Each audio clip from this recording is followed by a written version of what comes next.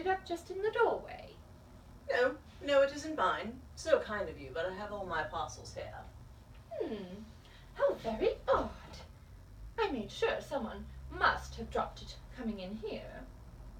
I wonder what I had better to do with it. I shouldn't think it was valuable, but one never knows. I suppose I ought to take it to the police station.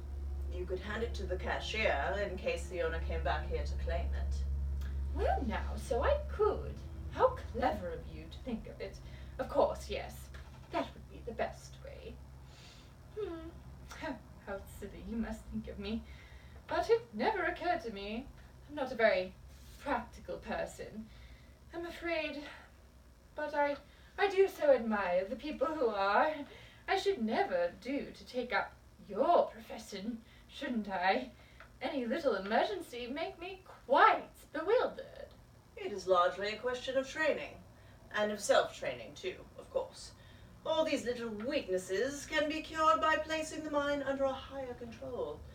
Don't you believe that? I suppose that is true. It is such a mistake to imagine that anything in the mental sphere is large or small.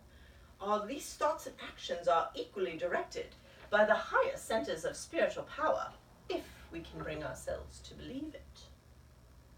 But her reply was lost on me, for I suddenly seen the title of the book on the table, and the devil, or an administering angel, I'm not quite sure which it was, so to speak, handing me the full-blown temptation on a silver salver. The book was published by the Spiritual Press and was called Can the Dead Speak? In a single moment of illumination, I saw my plan complete and perfect in every detail. It involved a course of deception from which my conscience shrank. Appalled, but it was certain. I wrestled with the demon.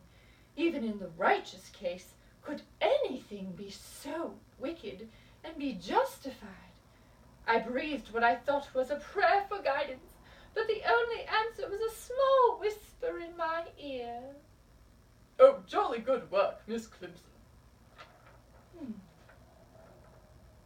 Pardon me, but I see you are a student of spiritualism. How interesting that is. I have had the most marvelous talks with the dear ones who have passed over. Ooh. You yourself are a medium, then? Well, I have been told so. I wonder if we sat together. Well, I'm willing just to try. Come up and see me this evening, now do. We'll just have one sitting, and then we shall see whether you really are a medium. I've no doubt you are. Well, very well. What is your name? Caroline Booth, Miss Caroline Booth. I'm nurse to an old paralyzed lady in the big house along the Kendall Road. Thank goodness for that.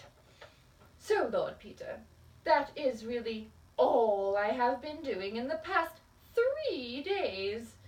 I hope you will not be too disappointed, but I was obliged to listen to a terrible amount of local history of one kind or another, and of course I could not force the conversation round to Mrs. Rayburn in any suspicious way.